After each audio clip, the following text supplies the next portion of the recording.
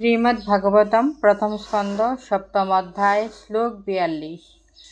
তথা হরিতম পশুবৎ পাশবদ্ধম অবাকমুখম কর্ম যুগুপ্সিতেন নিরীক্ষ্য কৃষ্ণ অপকৃতম গুরুসুতম বাম স্বভাবা কৃপয়াননম চ।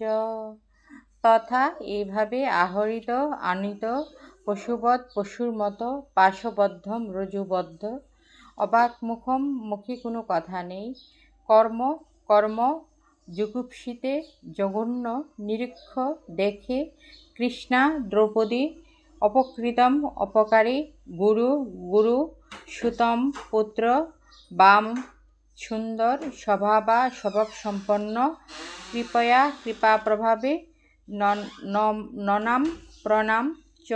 এবং অনুবাদ: পশুর মতো রজ্জুবদ্ধ এবং অত্যন্ত জঘন্য কার্য করার ফলে অধুবদন এবং মৌনী গুরুপুত্রকে দর্শন করে অত্যন্ত শোভনচরিত্রা দ্রৌপদী দয়ার্দ্র চিত্তে সভ্রমে তাকে প্রণাম করলেন।